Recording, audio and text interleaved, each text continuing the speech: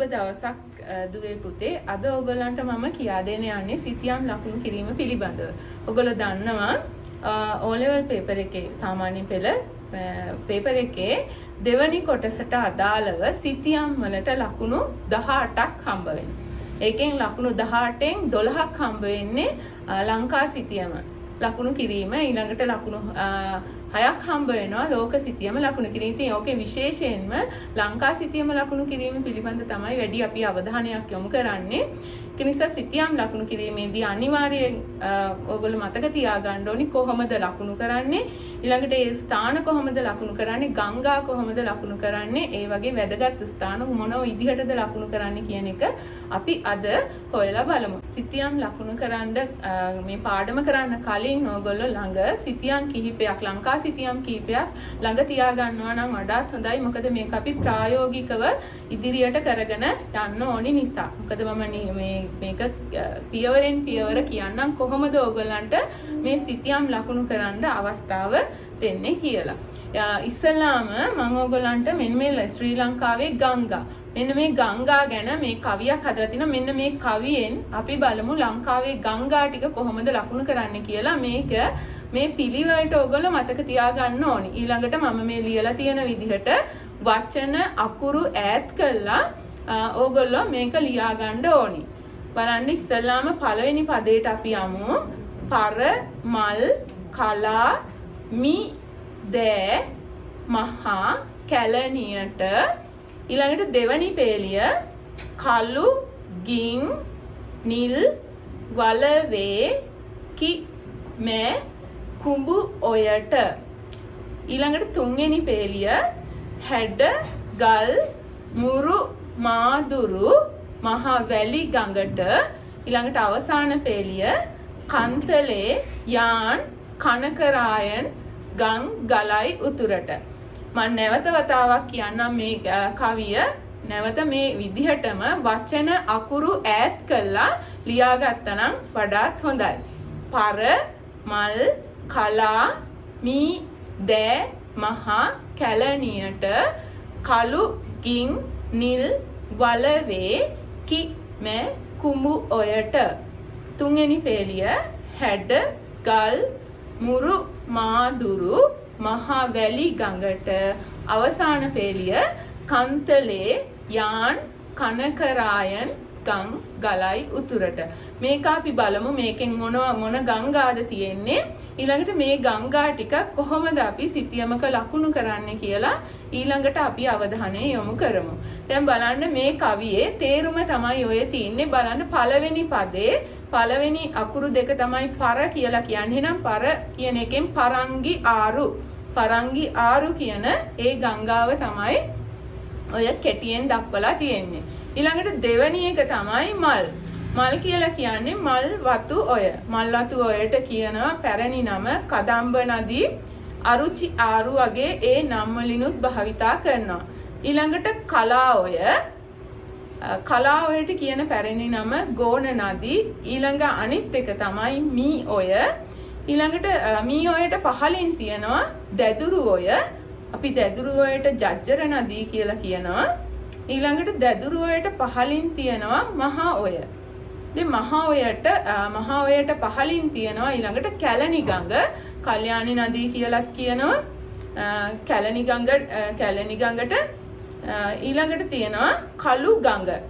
කළු ගඟට අපි කියනවා කාල්හ නදී කියලා. කළු ගඟට පහලින් තියෙනවා ගින් ගඟ. එහෙනම් ගින් ගඟට කියනවා ගිම්හ නදී කියලා. ඊළඟට ගින් ගඟට පහලින් තියෙන්නේ නිල්වලා ගඟ. ඊළඟට ඊගාවට තියෙනවා වලවේ ගඟ. වලවේ ගඟට වනවාහිනී නදී කියලා කියනවා. බලන්න ඊළඟට කිරිඳිඔය. කිරිඳිඔයට කියනවා කරින්ද නදී කියලා. ඊළඟට කිරිඳිඔයට එහයින් තියෙන්නේ මැණික් ගඟ. මැණික් ගඟට කියනවා කප්පර කන්ද නදී කියලා. ඊළඟට කප්පර කන්ද නදියට ඉහළින් තියෙනවා කුඹුක්කන් ඔය. කුඹුක්කන් ඔයට කුඹුක්කන්ද නදී කියලා කියනවා. කුඹුක්කන් ඔයට ඉහළින් හැඩ ඔය තියෙනවා. හැඩ ඔයට ඉහළින් ගල් ඔය දකින්න පුළුවන් වෙනවා. ගල් ඔයට ගාල්හ නදී කියලා කියනවා. ඊළඟට ගල් ඔයට ඉහළින් මුරුන්දෙනිය ආරු කියලා තවත් ගංගාවක් තියෙනවා. ඊළඟට මුරුන්දෙනිය ආරු වලට ඉහළින් මාදුරුවය දකින්න පුළුවන් වෙනවා. ඊළඟට මාදුරුවයට ඉහළින් අපිට මහවැලි ගඟ දකින්න පුළුවන් වෙනවා ලංකාවේ දිගම ගඟ. ඉතින් මහා වාලුකා නදී කියලා කියනවා. මේ මහවැලි ගඟට ඉහළින් කන්තලේ ගඟ දකින්න පුළුවන් වෙනවා. කන්තලේ ගඟට ඉහළින් යාන් නොයයි. ඊළඟට යාන් නොයට උතුරට ගලන අනිත් ගංගාව කනකරායන් ආරු. ඊළඟට අපි මා ඔය ගැනත් කතා කරනවා. ඉතින් මෙන්න මේ ගංගා ටික තමයි අපි දැන් ඊළඟට සිතියමේ ලකුණු කරන්න යන්නේ. අපි බලමු කොහොමද ගංගාවක් ලකුණු කරන්නේ කියලා. දැන් ඕගොල්ලන්ට විභාගයට එනකොට දැන් ඊතලයක් දාලා ලකුණු කරන්නත් පුළුවන්. හැබැයි ගංගාවක් ලකුණු කරන නිවැරදිම ක්‍රමය තමයි ගංගාව දිගේ ගංගාවේ නම ලියන්න ඕනේ. ඔයගොල්ලෝ සිතියම අධ්‍යයනය කරලා බලන්න ගංගාව දිගේ ගංගාවේ නම ලියන්න ඕනේ. එතකොට ගංගාවයි මේ නමයි දෙකම අපි සිතියම් වල වර්ණ නිල් පාට වර්ණයෙන් තමයි දක්වලා තියෙන්නේ. ඉතින් ඒකත් ඔයගොල්ලෝ හොඳට මතක තියාගන්න. සිතියමක මොන විදිහටද ගංගා අපි ලකුණු කරන්නේ කියන එක. ඊළඟට අපි බලමු මේක කවිය පිළිවෙලට තමයි ඕගොල්ලෝ ගංගා ටික ලකුණු කරන්න ඕනේ. ඕගොල්ලන්ට පේනවා ඇති ඉහළින් පරංගි ආරු. බලන්න ඕගොල්ලන්ට එන සිතියමේ මේ තියෙන ගංගා ටික මේ සිතියමේ ඕගොල්ලන්ට දකින්න හම්බ වෙන්නේ නැහැ සමහර ගංගා. ඒක නිසා ඕගොල්ලන්ට මේ කවියට අනුව සමහර ගංගා මේ සිතියමේ ඇඳ ගන්න වෙනවා. නිර්මාණය කරගන්න වෙනවා. ඊළඟට බලන්න මේ අපි දැන් කවිය කොහොමද මේ සිතියමේ ලකුණු කරන්නේ කියලා බලමු. බලන්න ඉස්සෙල්ලාම තියෙන්නේ පරංගි ආරු. දැන් කවියේ පළවෙනි පදේ පළවෙනි පේරියේ පළවෙනි පදේ තමයි පර කියලා කියන්නේ. නම් පරංගි ආරු කියන්නේ බලන්න මෙන්න සිතියමේ ඉහළින් ඕගලන්ට දකින්න පුළුවන් පරංගි ආරු. ඊළඟට දෙවැනි එක තමයි මල්වතු ඔය. පරංගි ආරු වලට පහළින් තමයි තියෙන්නේ මල්වතු ඔය. එහෙනම් මල්වතු ඔය ඒ ගංගාව දිගේ ගංගාවේ නම ලියන්න ඕන.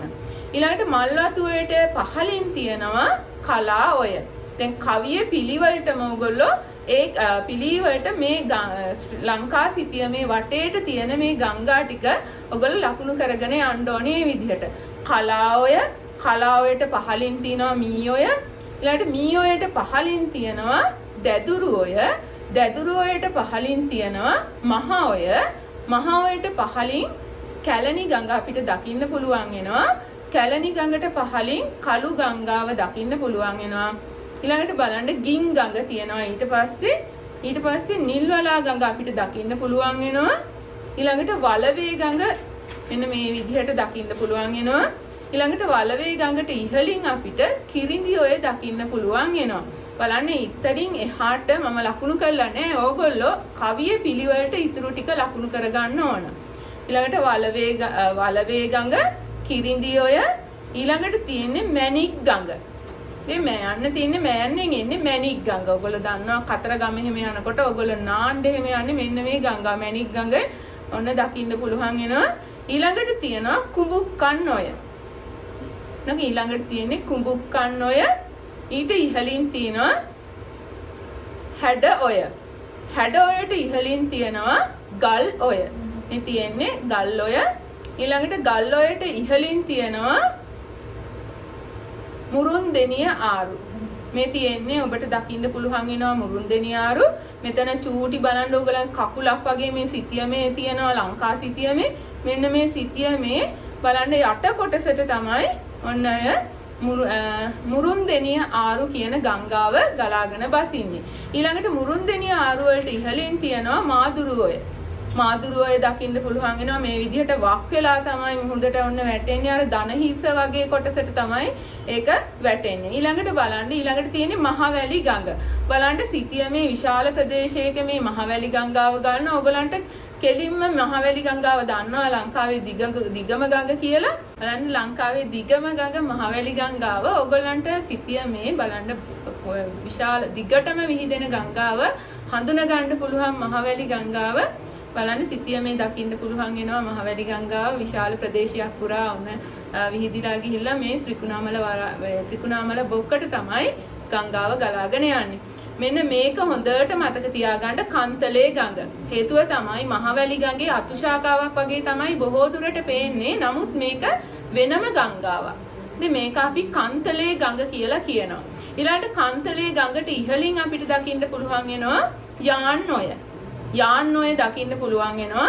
මේ යාන්නොය ඊළඟට මම මේ රවුම් කරලා තියනවා. ඒක අපි ගැන අපි පස්සේ කතා කරමු. ඊළඟට මෙන්න මේ ගංගාව ගැන ඔය කවියේ දක්වලා නැහැ. ඊළඟට අන්තිමට අපි කතා කරන්නේ කනකරායන් නාරු. මේ උතුරට ගලන්නේ ගංගාව කනකරායන් ආරු. සිතියමේ මෙන්න මේ විදිහට දකින්න පුළුවන් වෙනවා. ඊළඟට මේක මම මේ රවුම් කරලා තියෙන එක අපි වෙනම කතා කරනවා මා ඔය කියලා. ඒක වෙනම මතක තියාගන්න කවියෙන් පරිබාහිරව මා ඔය කියලා. ඊළඟට මේ විදිහට තමයි අපි ලංකාවේ ගංගා සියල්ල ලකුණු කරන්නේ. හැබැයි මෙතන තියෙන ගොඩක් ගංගාවල් ඔයගොල්ලන්ගේ O level පේපර් එකට එන්නේ නැහැ. සමහර ගංගා පමණයි එන්නේ. කොහොම වුණත් අර කවියේ තියෙන ඒ ක්‍රමවේදය අනුව ඔයගොල්ලෝ මේක පාඩම් කරගත්තාම හරි ලේසි අනිත් ස්ථාන ටික ලකුණු කරන්න. ඊළඟට මේ ගංගා ඔයගොල්ලෝ ලකුණු කරනකොට ගංගාව පටන් ගන්නෙ කොතනින්ද? ඊළඟට අවසන් වෙන්නේ කොතනින්ද කියන එක හොඳට බලලා ඔයගොල්ලෝ මේ ගංගා ලකුණු කරන්න පටන් ගන්න ඕනි. ඊළඟට අපි බලමු ලංකාවේ වැව්. ශ්‍රී ලංකාවේ වැව් මොන වගේ පිහිටලා තියෙනවද කියලා. අර මම කලින් කිව්වා වගේ මේ ගංගා ආශ්‍රයෙන් තමයි අපි ඊළඟට සිතියන් මේ වැව් ඒ වගේ දේවල් අපි ලකුණු කරන්න යන්නේ. ඒක නිසා මතක තියාගන්න ගංගාවත් එක්ක. එතකොට මේ ගංගාවේ මොන වැවද පිහිටලා තියෙන්නේ. ඉතින් අන්න ඒක ඔයගොල්ලෝ මතක තියාගන්න. ඊළඟට අපි ඉස්සල්ලාම යන් කනකරායන් නාරු. බලන්න ඉහළට උතුරට ගන්න ගංගාවේ ඒකේ මැද තියෙනවා වැව. අපි ඒකට කියනවා ඉරණ මඩු වැව. එතකොට මේ ඉරණ මඩු තියෙන්නේ කනකරායන් ආරු කියන ගංගාවේ තමයි ඉරණ මඩු වැව තියෙන්නේ. ඊළඟට අපි යම් මල්වතු වලට මල්වතු ඔය ආශ්‍රිතව ගොඩක් අපිට දකින්න පුළුවන් වෙනවා මේ වැව්. බලන්න ඉස්සෙල්ලාම අපි යෝධ වැවට යමු. යෝධ වැව තියෙන්නේ බලන්න මේ මල්වතු ඔය මුහුදට වැටෙන ස්ථානයට ටිකක් ඉහළින්. රට අභ්‍යන්තරයට වෙන්න ටිකක් ඉහළින් තමයි යෝධ වැව පිහිටලා තියෙන්නේ. ඊළඟට බලන්න අපි ආයෙ කතා කරනවා මේ මල්වතු ඔයේ අනිත් ගංගා ටික තමයි බලන්න මේ අතු ශාඛාවේ දකින්න පුළුවන් වෙනවා මහා කනදරා වැව. ඊළඟට පහළ අතු ශාඛාවේ අපිට දකින්න පුළුවන් වෙනවා නච්චදුව වැව. නාචදුව වැව දකින්න පුළුවන් වෙනවා. ඉතින් ඔන්න ඔය තුන. කියන්නේ මල්වතු ඔය ආශ්‍රිතව නාචදුව වැව, මහා කනදරා වැව, යෝධ වැව. මෙන්න මේ ටික ඕගොල්ලෝ ලකුණු කරගන්න ඕන. ඊළඟට අපි යන් කලා ඔයට. කලා ඔයේ අපිට දකින්න පුළුවන් වෙනවා කලාත්මක වැව විදිහට අපි කතා කරනවා කලා වැව. ඒ කලා වැව ඔන්න ඔය කලා ඔයේ තමයි අපිට දකින්න පුළුවන් වෙන්නේ. ඊළඟට අපි යන් යාන්නොයට. මේ යාන්නොයේ අපිට දකින්න පුළුවන් වෙන එකම වැවයි තියෙන්නේ. අපි ඒකට කියනවා හුරුළු වැව. එහෙනම් යාන්නොයේ තියෙන ඒ වැව අපි හඳුන්වනවා හුරුළු වැව කියලා. ඊළඟට අපි මම කිව්ව ඕගලන්ට ඉස්සෙල්ලා මා ඔය කියලා වෙනම මතක තියාගන්න කියලා. එහෙනම් මේ මා ඔයේ අපිට දකින්න පුළුවන් වෙනවා පදවිය වැව. මා ඔයේ දකින්න පුළුවන් වෙනවා මෙන්න මේ පදවිය වැව කියන එක. ඊළඟට මං කිව්වා අර කන්තලේ ගඟ. මෙන්න මේ කන්තලේ ගඟ ආශ්‍රිතව තමයි මේ කන්තලේ වැව කියන එක දකින්න පුළුවන් වෙන්නේ. මේ කන්තලේ වැව. ඊළඟට මහවැලි ගංගාවට අපි යන් මහවැලි ගංගාව ආශ්‍රිතව මොන වගේ වැව්ද පිහිටලා තියෙන්නේ කියලා. බලන්න මහවැලි ගඟේ මේ අතු ශාඛාවක් තියෙනවා. මෙන්න මේ අතු ශාඛාවේ ඉහළින් මේ හරිය තියෙනවා කවුඩුල්ල වැව. කවුඩුල්ල වැව අපිට දකින්න පුළුවන් වෙනවා. මෙන්න මේ හරිය කවුඩුල්ල වැව තියෙනවා. කවුඩුල්ල වැවට පහළින් මින්නේරිය වැව අපිට දකින්න පුළුවන් වෙනවා. කවුඩුල්ල වැවට පහළින් මින්නේරිය වැව. ඊළඟට මින්නේරිය වැවට පහළින් පරාක්‍රම සමුද්‍රය මේ මහවැලි ගඟට යා කළා නෙමෙයි තියෙන එක මහවැලි ගඟෙන් වෙන් වෙලා තමයි අපිට පරාක්‍රම සමුද්‍රය දකින්න පුළුවන් වෙන්නේ. ඊළඟට මේ මහවැලි ගඟත් එක්ක අපි කතා කරන සොරබොර වැව. සොරබොර වැවක් තියෙන්නේ මේ මහවැලි ගඟේ ටිකක් ඈතට වෙන්න චුට්ටක් බලන්න සොරබොර වැව මෙන්න මේ විදිහට මහවැලි ගඟ මෙතනින් මේ වක් වෙලා උඩට යන ස්ථානයේ චුට්ටක් ඉහළින් යනකොට සොරබොර වැව අපි ලකුණු කරන්න පුළුවන්. ඊළඟට යන් අපි ගල්ඔයට. ගල්ඔයේ අපිට දකින්න පුළුවන් වෙනවා සේනානායක සමුද්‍රය. එහෙනම් අපිට ඔන්න ගල්ඔයේ සේනානායක සමුද්‍රය කියලා ඔන්න ලකුණු විශාලව දකින්න පුළුවන් වෙනවා සේනානායක සමුද්‍රය.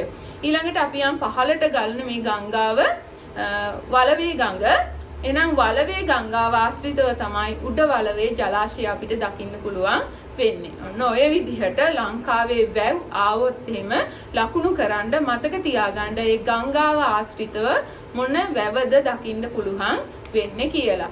ඊළඟට මේ ඔයගොල්ලෝ දකිනවා පරාක්‍රම සමුද්‍රය. දැන් අපි වැව් ගැන කතා කරද්දි වැවක අංග දකින්න පුළුවන් වෙනවා. මේ තියෙන්නේ ඔය මේ පරාක්‍රම සමුද්‍රයේ දුඹුටුළු ගල කියලා ස්වභාවික ස්ථානයක් තියෙනවා. මේ දුඹුටුළු ගල යා කරලා තමයි වැව් බැම්ම බැඳලා තියෙන්නේ. මොකද ස්වභාවික ස්ථාන එකතු කරලා තමයි පැරණි කාලේ අර පරිසරයට හානියක් නොවන විදිහට ඒ කටයුතු කරලා තියෙනවා. ඉතින් මේකේ දුඹුටුළු ගල කියන ස්ථානය තෝරගෙන වැව් බැම්ම නිර්මාණය කරලා තියෙනවා. ඉතින් ඔන්න පරාක්‍රම සමුද්‍රය. ඊළඟට අපි කතා කරනවා සොරබොර වැව. ලංකාවේ තියෙන ස්වභාවික ගල මත පිහිටි ගල පාදගෙන තමයි මේ සොරබොර වැව නිර්මාණය කරලා තියෙන්නේ. සොරබොර වැවේ තියෙන සියලුම අංගයන් පිහිටි ගල ග්‍රැනයිට් නැත්නම් අපි කියනවා කළු ගල. මෙන්න මේ ගල පාවිච්චි කරලා නිර්මාණය කරලා තිනවා. හරි අපූර්ව වැවක් විදිහට තමයි අපි සඳහන් කරන්නේ. බුලත කියන යෝධයා තමයි මෙන්න මේ වැව නිර්මාණය කරලා තියෙන්නේ. ඊළඟට අපි කතා කරනවා යෝධ වැව. ඔයගොල්ලෝ දන්නවා යෝධ වැවේ වැව් බැම්ම සැතපුම් 7ක් ඡාපාකාරව තමයි දකින්න පුළුවන් වෙන්නේ. ඔයගලන්ට පේනවා ඇති මේ ඉහළ තියෙන මේ පින්තූරේ මේ ඡාපාකාරව හරියටම මේ කව කට්ට අරගෙන ගහනවා වගේ නෙමෙයි. නමුත් ඡාපාකාරව තමයි මේ යෝධ වැවේ වැව් බැම්ම නිර්මාණය කරලා තියෙන්නේ. ඉතින් ඒක විශේෂිතයි. මේ දකින්න පුළුවන් වෙන්නේ ඔයගලන්ට යෝධ වැව. ඊළඟට මේ තියෙන පරාක්‍රම සමුද්‍රය.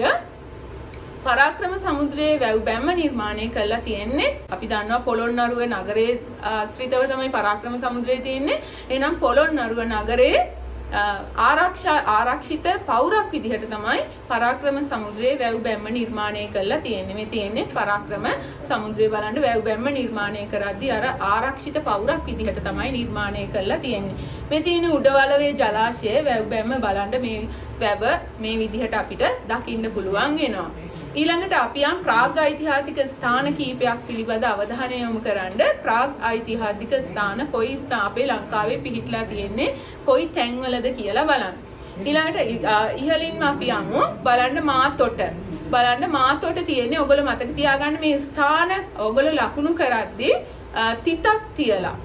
දැන් මේකේ මම ඕගලන්ට පැහැදිලිව පේන්න තමයි රතු පාට මේ යොදාගෙන තියෙන ඒ උනාට මතක තියාගන්න ඕගොල්ලෝ කිසි විටකවත් රතු පෑන යොදා ගන්න එපා පේපර් එකකට උත්තර ලියද්දී. ඊළඟට මේකේ තියෙනවා බලන්න මාතොට. මාතොට තියෙන්නේ බලන්න අපි මේ ඉස්සෙල්ලා කතා කරා මහා මල්වතුවේ මල්වතුවේට ඉහළින් මාතොට දකින්න පුළුවන් වෙනවා. තොට කියලා කියන්නේ තොටුපළක්. එහෙනම් මේ ආශ්‍රිතවත් ප්‍රාග් ඓතිහාසික මානවීන් ඉඳලා තියෙනවා. ඊළඟට අපි යන්නේ මේ හරියට අලිගල පොතාන පිදුරංගල කියන ස්ථාන තුනට යමු. බලන්න ඒකේ යාන්නොයයි මල්වතු ඔයයි පටන් ගන්න ස්ථාන. යාන්නොය මල්වතු ඔය මෙන්න මේ පටන් ගන්න ස්ථාන ආශ්‍රිතව මෙන්න මේ ස්ථාන ලකුණු කරන්න ඩොට් එකක් තියලා මේ විදිහට බලන්න අලිගල පොතාන පිදුරංගල බලන්න අර ලිග්ගල් තුනක් වගේ දකින්න පුළුවන් වෙනවා. ඉහළින් තියෙනවා යාන්නොයට පහළින් යාන්නොය පටන් ගන්න තැනට පහළින් අලිගල තියෙනවා. ඊළඟට ඊට මෙහා පැත්තේ අපිට දකින්න පුළුවන් වෙනවා පොතාන කියන ස්ථානය. පොතාන කියන ස්ථානයට මෙහයින් අපිට පිදුරංගල කියන ස්ථානය දකින්න පුළුවන් වෙනවා. ඊළඟට අපි යමු කැලණි ගඟට. මේ කැලණි ගඟ ආශ්‍රිතව ප්‍රාග් ඓතිහාසික ස්ථාන කොයි ස්ථානවලද තියෙන්නේ කියන එක වැදගත් වෙනවා. බලන්න මේ තියෙන කැලණි ගඟේ මේ පේන ඕගලන්ට ඉහළ අතු ශාඛාව. මේ ඉහළ අතු ශාඛාවේ අපිට දකින්න පුළුවන් වෙනවා අත්තනගොඩ අලුලෙන. මේ අත්තනගොඩ අලුලෙන මේ ඉහළ අතු ශාඛාවේ මේ ඉහළින් තියෙන අත්තනගොඩ අලුලෙන. ඒකත් එක්කම පහළට යන්න ඒක පහළින් තියනවා කිතුල්ගල බෙලිලෙන. බලන්න ඊට පහළින් තමයි කිතුල්ගල බෙලිලෙන තියෙන්නේ. ඊළඟට අපි කැලණි ගංගාව පටන් ගන්න ස්ථානයට කැලණි ගංගාව පටන් ගන්න ස්ථානයේ අපිට දකින්න පුළුවන් වෙනවා බෙල්ලන් බැඳි පැලැස්ස. එලිමහන් වාසස්ථානයක් ප්‍රාග් ඓතිහාසික මානවයේ හිටපු ඔන්න බෙල්ලන් බැඳි පැලැස්ස දකින්න පුළුවන් වෙනවා. ඊළඟට කුරුවිට බටදොඹලෙන. ඔන්න අපි ඊළඟට දැන් යනවා කළු ගංගාවට. කළු ගංගාව ආශ්‍රිතව ප්‍රාග් ඓතිහාසික ස්ථාන මන් දෙකක් ලකුණු කරලා තියෙනවා. බලන්න එකක් මේ කළු ගඟේ ඉහළ මේ අතු ශාඛා දෙක එකතු වෙන තැනට චුට්ටක් ඉහළින් බලන්න කුරුවිට බටදොඹලෙන කියන ස්ථානය තියෙනවා. ඊළඟට බලන්න පාහියන් ගලලෙන මේක වැදගත් ආසියාවේ තියෙන විශාලතම ලෙන මේ දෙක බලන්න මේ කළු ගංගාවේ මේ මැදට වෙන්න මේ අතු ශාඛා දෙකේ මැද තමයි පාහියන් ගල දකින්න පුළුවන් වෙන්නේ. ඊළඟට අපි යම් බූන්දලට බලන්න කිරිඳිඔය ආශ්‍රයෙන් ඊට ඉහළින් අපිට බූන්දල දකින්න පුළුවන් වෙනවා. මෙතන විශාල ප්‍රදේශයක් බූන්දල කියලා කියන්නේ. එහෙනම් මෙන්න මේ කිරිඳිඔයට ඉහළින් අපිට බූන්දල කියන ස්ථානය දකින්න පුළුවන් වෙනවා. ඊළඟට අපි යම් කුඹුක්කන්නොයට. එහෙනම් කුඹුක්කන්නොයට යම් කුඹුක්කන්නොයේ දෙපැත්තෙම මිනිහාගල් කන්ද කියන ස්ථානය ලකුණු කරන්න පුළුවන්. මෙන්න මේ කුඹුක්කන්නොයේ මේ දෙපැත්තම මිනිහාගල් කන්ද කියන ස්ථාන ලකුණු කරන්න පුළුවන්. මේ අපි ලංකාවේ ප්‍රාග්ඓතිහාසික මිනිස්සු කොයි වගේ ස්ථානවලද තමන්ගේ වාසස්ථාන ඇති කරගත්තේ කියලා තමයි ওই සිතියමෙන් අපි කතා කරේ. දැන් මේකේ පේනවා ඇති ඔයගොල්ලන්ට සීගිරියේ පොතාන කියන ස්ථානය මේවා පසු කාලීනව අර කටාරම් කොටලා භික්ෂුන් වහන්සේලාගේ වාසය සඳහා සකස් කරලා දීලා තිනවා. නමුත් මේ වගේ ප්‍රාග්ඓතිහාසික මානවයා ජීවත් වුණා කියලා සාක්ෂි හම්බ වෙලා තියෙනවා. ඊළඟට මේ තියෙන්නේ පාහියන් ගලලෙන විශාල ලෙනක්. මේක දකුණු ආසියාවේ විශාලතම ලෙන. මෙතනින් විශාල වශයෙන් ප්‍රාග්ඓතිහාසික මානවයා භාවිතා කරලා තියෙන මෙවලම් හොයාගන්න පුළුවන්කම හම්බ වෙලා තියෙනවා. ඊළඟට මේ තියෙන්නේ කිතුල්ගල බෙලිලෙන කියන ස්ථානය. ඊළඟට බටදොඹලෙන කුරුවිට බටදොඹලෙන කියන ස්ථානය ඔය අපිට දකින්න පුළුවන්. ඊළඟට පිදුරංගල හරි ලස්සන ස්ථානයක්. මෙතනට ගියොත් එහෙම සීගිරිය ඉස්සරහින් අපිට දකින්න පුළුවන් වෙනවා පිදුරංගල. ඊළඟට මේ තියෙන පිදුරංගල පසු කාලීනව භික්ෂුන් වහන්සේලා වාසය කරලා තිනවා. ඉතින් ඒවා පසු කාලීනව වෙනස් වෙලා තියෙනවා. ඊළඟට මිනිහාගල් කන්ද බලන්න ඉහළින් තියෙනවා මිනිහාගල් කන්ද මිනිස්සෙක් වගේ එක. ඒකයි මිනිහාගල් කන්ද කියන නම ඒකට ලැබිලා තියෙන්නේ. ඊට පහළින් තියෙනවා බූන්දල කියන ප්‍රදේශය බලන්න. ඒකේ කාලෙන් කාලෙට ඔය පස දැන් ඔය රතු පසක් තියෙන්නේ කාලෙන් කාලෙට ඒවා වෙනස් වෙනවා. ඉතින් බූන්දල මේ ස්ථානවල මේ ප්‍රාග්ඓතිහාසික මානවයා ජීවත් වෙලා තියෙනවා. ඊළඟට අපි ලංකාවේ ඓතිහාසික ස්ථාන කීපයක් ගැන අවධානය යොමු කරන්න. මේකේ තියෙනවා ලංකාවේ තිබ්බ රාජධානි මොනවාද? ඊළඟට පෘතුගීසීන් එක්ක සිදුණු සටන් තිබ්බ ස්ථාන සටන් පැවති ස්ථාන වගේ කීපයක් දකින්න පුළුවන් වෙනවා. අපි මේ ටික කතා කරන්න යමු. බලන්න යාපනයේ ඉහළින්ම තියෙනවා යාපනය. හොඳට මතක තියාගන්න යාපනය මෙන්න මේ ස්ථානය ලකුණු කරන්න යාපනය කියලා. ඊළඟට බලන්න අනුරාධපුරය මේ මල්වතුවේ මෙතන වක් වෙන තැනක් තියෙනවා. මෙන්න මේ වක් වෙන තැනට මෙහා පැත්තින් තමයි අනුරාධපුරේ ලකුණු කරන්න ඕනි. ගංගාවෙන් මෙහා පැත්තට ආවොත් එහෙම ඒක වැරදි. ඒ නිසා අනුරාධපුරේ මේ වක් වෙන ස්ථානයේ තියෙන්න ඕන. ඊළඟට පොළොන්නරුවට යමු අපි. මේ පරාක්‍රම සමුද්‍රය දකින්න පුළුවන් වෙනවා. මේ පරාක්‍රම සමුද්‍රයේ ඉහළින් තමයි අපිට පොළොන්නරු නගරය අපිට දකින්න පුළුවන් වෙන්නේ. ඊළඟට යම් යාපහුව පඬුවස් නුවර කුරුණෑගල කියන ස්ථාන අපි මේවා දකින්න පුළුවන් වෙන්නේ. දැදුරුඔය ආශ්‍රිතව තමයි මේ කියන ස්ථාන ටික අපිට දකින්න පුළුවන් වෙන්නේ. බලන්න යාපහුව මේ දැදුරුවයට මේ උඩින්ම තියෙන අතු ශාඛාව ඉහළින් දකින්න පුළුවන් වෙනවා. ඊළඟට පඬුවස් නුවර කියන ස්ථානය බලන්න මේ පහළ අතු ශාඛාවේ හරියට මැද අපිට පහළින් ඒ අතු ශාඛාවට පහළින් පඬුවස් නුවර කියන ස්ථානය දකින්න පුළුවන් වෙනවා. ඊළඟට අපිට ඔන්න කුරුණෑගල මේ වගේ පහළට අතු ශාඛාවක් දිවෙනවා. මෙන්න මේ අතු ශාඛාව ගාව කුරුණෑගල කියන ස්ථානය දකින්න පුළුවන් වෙනවා. ඊළඟට අනිත් ස්ථානය තමයි බලන්න අපි ඊළඟට යමු කෝට්ටේ කියන බලන්න කෝට්ටේ තියෙන්නේ මෙන්න මේ කැලණි ගංගාව මුහුදට වැටෙන ස්ථානයේ කෝට්ටේ අපිට දකින්න පුළුවන් වෙනවා. ඊළඟට අපි යමු මහා ඔයට ඉහළින් අපිට දකින්න පුළුවන් වෙනවා මෙන්න මේ දඹදෙනිය කියන ස්ථානය. ඉතින් මහා ඔයට ඉහළින් දඹදෙනිය කියන ස්ථානය අපිට දකින්න පුළුවන් වෙනවා.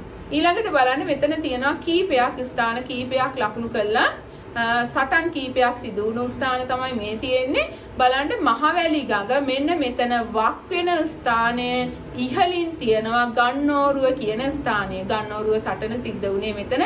ඊළඟට ගන්නෝරුවට මෙහයින් තියෙනවා බලන කියන ස්ථානය. දේ බලන ඊට පහලින් තියනවා දන්තුරේ කියන ස්ථානය. ඊළඟට ගම්පොළ වැදගත් වෙනවා. ගම්පොළ මෙන්න මේ මහවැලි ගඟේ මේ අතු ශාඛා දෙක එකතු වෙලා ටිකක් ඉහළට යන ස්ථානයේ මහවැලි ගඟට මෙහයින් අපිට ගම්පොළ කියන ස්ථානය දකින්න පුළුවන් වෙනවා. ඊළඟට අනිත් ස්ථානය තමයි මහියංගනේ කියලා කියන්නේ. බලන්න මහවැලි ගඟ මේ වක් වෙලා ඉහළට යන ස්ථානයේදී මහියංගනේ කියන තැන අපිට දකින්න පුළුවන් වෙනවා.